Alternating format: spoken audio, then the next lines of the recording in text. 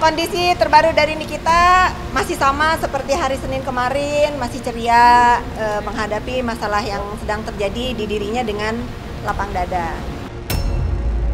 Ya, pro dan kontra biasa, ada yang senang, ada yang benci, ada yang suka, ya semua. Ini kan negara demokrasi katanya, ya biasa lah. Mami melihat ya, maksudnya ya Allah kok dia merasakan gitu, maksudnya dia berbicara tentang kezoliman gitu ya. Jadi kalau berbicara tentang kezoliman adalah kita tidak melakukan salah apapun tapi kita dihukum. Nah itu yang namanya kita alami kezoliman. Tapi kalau kita mulut kita barbar atau kita memang pernah melakukan, apalagi maaf ya residivis gitu, itu bukan kezoliman yang kamu terima, tapi itu perbuatan. Ya itu perbuatan dari apa yang kamu perbuat. Itulah rasanya terpisahkan oleh anak.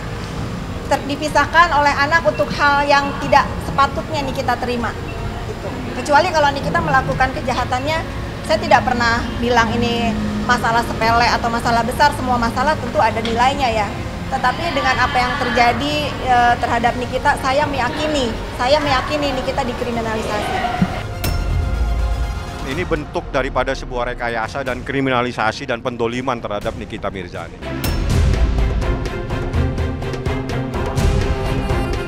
Mendekamnya Nikita Mirzani di dalam bui sampai saat ini masih menimbulkan pro dan kontra serta drama dalam kasus yang kini tengah menjeratnya. Sebulan sudah menjalani masa tahanan di Rutan Kelas 2 Serang, Banten. Kini kondisi Nikita Mirzani yang tengah mendekam dalam jeruji besi tak henti-hentinya menjadi pusat perhatian. Lantaran ibu 3 orang anak itu seperti tidak terlalu terbebani dengan apa yang ia rasakan. Namun, kendati adanya beberapa pandangan tersebut, Nikita justru menunjukkan kesedihannya mengingat dirinya yang harus rela terpisahkan dengan buah hatinya. Baru saja mengunjungi lapas di mana Niki ditahan, Fitri Salhuteru pun turut mengungkapkan kondisi sang sahabat setelah 1 bulan mendekam dalam bui. Di saat proses hukum yang kini tengah berjalan, tidak hanya sekali mencuat sebuah opini yang mana diungkapkan oleh pihak Nikita Mirzani. Dalam anggapan yang disampaikan, pihak Niki merasa jikalau dampak yang kini dirasakan tak lain dan tak bukan adalah akibat adanya tindak kriminalisasi yang dilakukan oleh oknum sang lawan. Menduga benar adanya tindakan tersebut, beginilah pembelaan yang disampaikan pihak Nikita Mirzani atas dampak kriminalisasi yang dirasakan selama bergulirnya proses hukum. Lalu seperti apa pula reaksi pihak lawan seteru Niki menyikapi nasib pahit yang kini tengah menerpa Nikita? Saksikan selengkapnya hanya di Cumi Camp In Depth berikut ini. Hai Cumi Lovers, bersama Cumi Camp In Depth kami sajikan kabar lengkap, mendalam dan akurat dari narasumber terpercaya. Dan jangan lupa untuk like, subscribe dan juga share channel YouTube ini.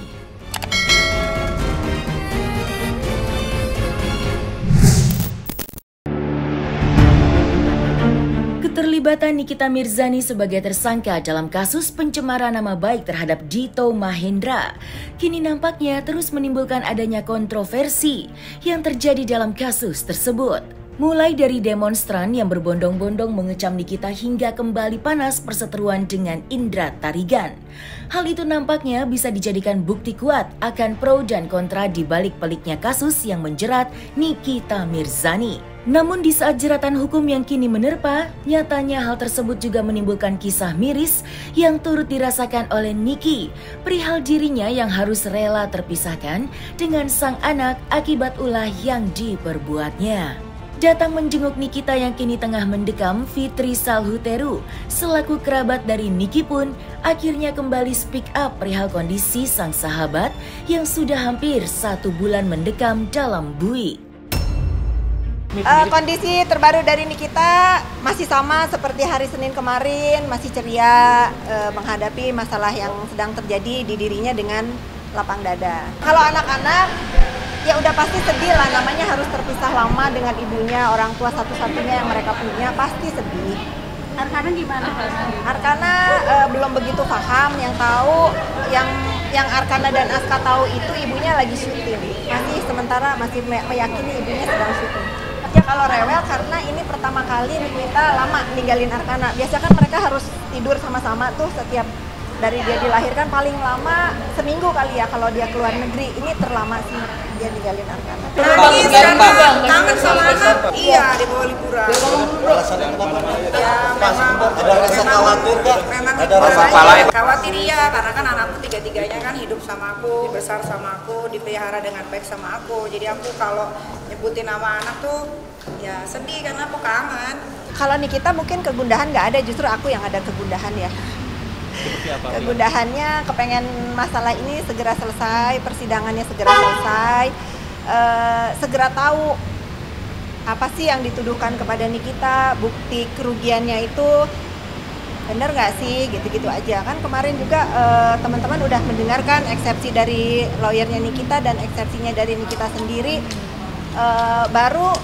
Saya kan baru kemarin tuh datang ke persidangan Nikita, baru bener-bener 1000% saya paham apa yang terjadi setelah ada eksepsi kemarin mengenai pasal-pasal yang dikenakan kepada Nikita.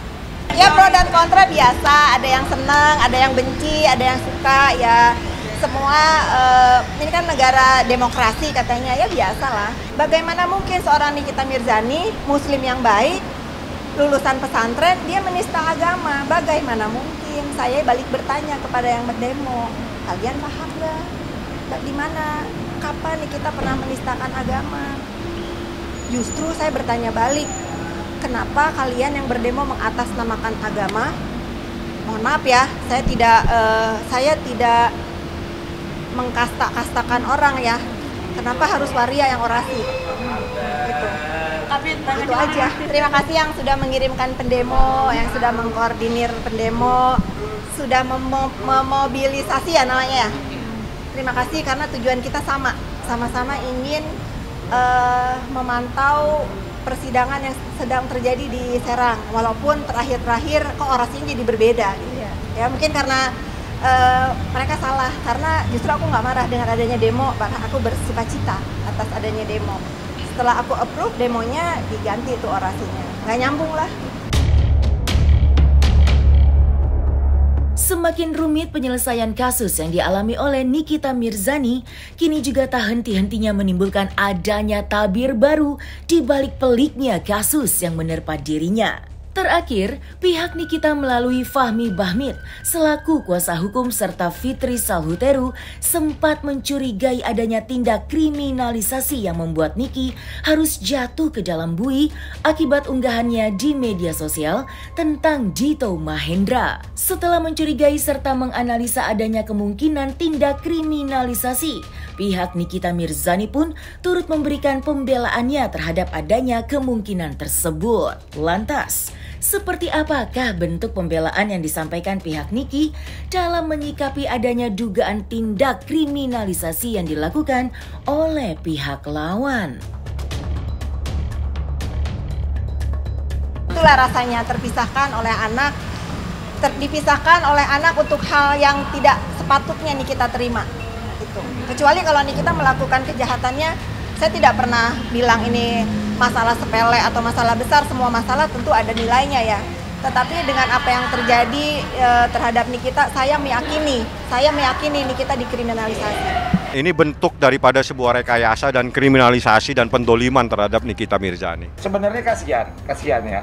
Tapi karena mengingat lagi bagaimana dia membuli kita, menghajar kita, dan memasukkan Mami ke penjara. ya itu buat kita sekarang yang tadinya kasihan berkurang sedikit kadarnya. Emas sekali. Iya. Dan buat kakaknya ya. Neneknya, Oh, nenek. nenek pansos. Tadi saya lihat pas selesai sidang, dia berkomentarnya kan seolah-olah pinter banget tuh ya. Jadi gini, jangan pernah bicara masalah kriminalisasi. Jadi dia jangan berkoar-koar kriminalisasi. Nggak boleh seperti itu, karena kamu nggak tahu apa arti kriminalisasi. Jadi mending kamu diam, kalau nggak ngerti hukum. Akan kita minta dibongkar di ruangan persidangan. Kita sudah bongkar satu persatu. Nanti Anda akan bisa melihat seperti apa. Yang jelas, tanggal 16 lapor polisi, dibatalkan jual belinya tanggal 18. Yang paling penting dari semua poin itu adalah, pertama, seseorang merasa dirugikan tapi lapor dulu. dia lapor tanggal 16, ruginya baru muncul tanggal 18. Ya, itu yang paling penting, Anda pakai logika saja berpikir semua. Pembacaan eksepsi pribadinya Nikita itu membuat kita yang mendengar tercekat sih. Tercekat ya, oh ternyata ya begini gitu loh. Hati Nikita, perasaan Nikita, apa yang terjadi dengan dia ya, sedih sih. Kakak, di eksepsi aku yang ini aku mau bersedekah 17.500.000 sebetulnya ya, tetapi melihat keadaan tidak kondusif, mungkin nanti saya alihkan aja ke yang lebih pantas. Yang lebih pantas untuk menerima. Uangnya udah saya siapin sebesar 17.500.000. Dia ingin bersedekah di saat dia membacakan eksepsi pribadi dia. Bagaimana orang lapor tahu-tahu nanti 2 hari lagi saya rugi. Ya, udah itu Anda cerna bagaimana proses ini, bagaimana kriminalisasi di kasus ini. Kasus sendiri, Lema sendiri sudah naik. Anda pas besok jam 12 atau jam 3 Di Polres. ada saksi kunci yang pegang kasus ini, yang tahu kasus ini, dan juga orang yang sempat dibawa ke sana. Besok akan menjadi saksi. Namanya saya tidak beritahu. Berarti besok ada pemeriksaan. Besok jam 2 lah, jam 3, 2-3 saya bawa saksi kunci. Karena orang ini yang tahu persis dan siapa yang terlibat, dia tahu. Nikita mengorbankan dirinya. Ingat ya, Nikita mengorbankan dirinya untuk mengikuti proses keadilan yang sedang terjadi di Serang, Banten. Untuk apa? Yang diduga pelapor juga sedang mempunyai kasus hukum di Jakarta Selatan. Mudah-mudahan ini menjadi contoh buat aparatur Jakarta Selatan juga. Kita juga kan nggak pernah ninggalin Nikita. Terlepas dari segelintir permasalahan yang saat ini menimpa Nikita Mirzani, nyatanya kejadian yang saat ini menerpa terdapat banyak sosok yang antusias dengan ditahannya Niki sebagai seorang tersangka. Terdapat nama Indra Tarigan, Isa Zega, serta Tessa Mariska yang saat ini nampaknya merasa puas akan kasus yang menjerat Niki. Terlebih ketiganya merupakan korban cuitan pedas dari bintang pemeran film hantu Taman Lawang tersebut. Mami melihat ya, maksudnya ya Allah kok dia merasakan gitu, maksudnya dia berbicara tentang kezoliman gitu ya. Jadi kalau berbicara tentang kezoliman adalah kita tidak melakukan salah apapun tapi kita dihukum. Nah itu yang namanya kita alami kezoliman. Tapi kalau kita mulut kita barbar atau kita memang pernah melakukan, apalagi maaf ya residivis gitu, itu bukan kezoliman yang kamu terima, tapi itu perbuatan. Ya itu perbuatan dari apa yang kamu perbuat. Ya mungkin dia sedih kali ya. Mungkin dia sedih disidangkan kali ya. Wajar aja sih. Berarti selama ini yang digongkannya dia itu wanita super. Aku tadi sempat lihat ya, Dek Meldi ya. Nah, nggak apa-apa. Dek Meldi itu dulu waktu Mami dihantam waktu itu dia sempat support Mami loh. Datang ke kantor saya 3 kali loh. Dan ngikutin saya ke Polres loh, ke Polsek loh. Nanti kalian coba lihat deh di YouTube bagaimana dia membuli waktu itu si pihak sana. Sebenarnya NM juga harus hati-hati siapa orang-orang yang terdekat sekarang itu. Jangan sampai ada ular berkepala 2 gitu loh. Iya. Itu aja sih. Kalau pesan saya buat Dek Meldi, kalau kamu nggak ada urusan Dek, mending diam aja Dek, nggak usah ikut-ikutan. Ya kapan lagi Bang mau pansos? Gimana sih Anda? Ya. Waktu dia di BAP katanya dia tidak mengenal saya dan itu bukan Instagram dia dan itu Instagram fansnya dia. Seperti itu. Itu berita bagusnya. Sebenarnya bukan minggu depan sih. Sebenarnya dari setahun lalu udah tersangka, kalau saya tunjukin. 25 Juni. Iya, 21 Juni. 21 Juni udah tersangka kan? Kalau misalnya walaupun dia sekarang ditahan dan disidangkan, kalau misalnya kasus ini juga nanti misalnya udah lengkap P21 tahap 2, ya, itu tetap bisa disidangkan sama kayak kasus Medina Jen. Bisa dipinjam. Gitu, bisa. Kayak Medina Jen selesaikan kasus di sini sama si apa namanya tuh? Neng siapa? Ica. Langsung ke Uci lagi Surabaya kemarin kan? Gitu. Dan yang di Polda apa? Yes. Dan nanti kasus-kasus yang di Polda Metro kemarin saya udah koordinasi juga sama klien-klien saya karena ada 7 saya pegang. Ini lagi saya kejar juga semuanya supaya dikerjain semua. Kalau yang di Polres Selatan Bang ya? Di Polres Jakarta Selatan.